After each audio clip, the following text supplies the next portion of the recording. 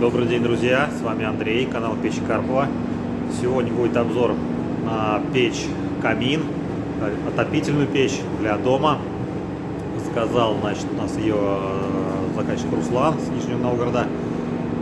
Печь будет обогревать жилое помещение, будет стоять в доме. По принципу конвекции, значит, движение горячего воздуха. Будет служить как бы еще небольшим каминчиком. Печь оснащена дверцей со стеклом. Собираем печь отопительную, печь-камин.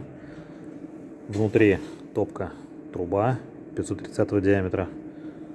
Высотой здесь до зольника 90 сантиметров.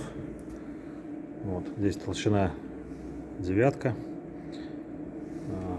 Потом идет воздушные зазоры с боков, и все это обрамлено листом 3. То есть бока, задняя часть из тройки, это такой кожух-конвектор. Пока еще швы не обварены, пока только на прихватках. Здесь будет также переднее лицо, также из тройки, все будет обварено плоскостью. Вот. Здесь будет стоять топочная дверка со стеклом. Здесь будет зольный ящик. Так, ножки. Вот здесь вот прочистная дверца будет монтироваться.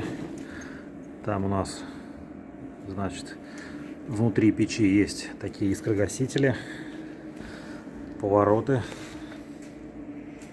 Вот, сверху верхняя панель сделана вот так вот. Верхняя панель сделана толщиной 8 миллиметров. Вот отсюда, вот через эти отверстия насверленные, значит, по углам, вот здесь сбоку. Здесь будет выходить горячий воздух, подниматься для отопления. Вот здесь будет у нас врезана дымоходная труба вытяжная. Так, внизу вот эти вот вещи, вот эти внизу заварено не будет. Здесь будет как бы поступать холодный воздух с пола, согреваться вдоль стенок печи и выбрасывать уже горячим воздухом. Вот такая печь у нас собирается. Завтра должна быть уже готова. Покажу полный обзор. Вот такая печка у нас получилась. Печь прямоугольная. Значит, внутри у нее идет топка из круглой трубы. Внутри вот этой части заложена 530 труба, стеночка 9. Вот эта часть у нас получается высотой 90 сантиметров и плюс еще, по-моему, 20 сантиметров ножки, не помню точно, поставь по чертежу, значит, заказчика было. Значит, эта труба обрамлена таким конвектором, кожух-конвектор. Это листы толщиной 3 миллиметра. Здесь, значит, получается движение воздуха, это воздушные камеры здесь.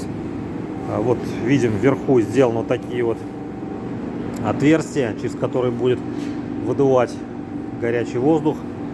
Воздух будет у нас приходить с пола, снизу. Отсюда сделаны щели такие вот, оставлено. Печь оснащена дверью со стеклом. Можно будет смотреть на языки пламени, на игру пламени. Вот такой внешний вид у печи получился. Все сделано по размеру нашего клиента, по заказу.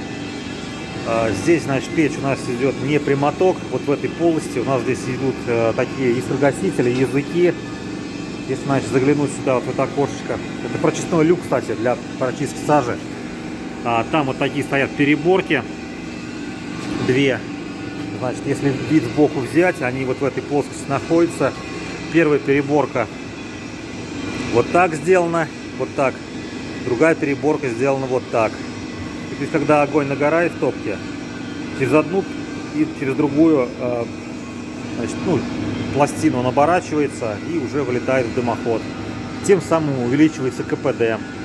Для того, чтобы вот эти каналы прочистить, там со временем, если сажа осядет или пойдет с трубы сажи, то вот есть вот такая вот дверка. Дверка, ее открывают. И вот эти два канала, они как бы в доступе, их можно будет прочистить.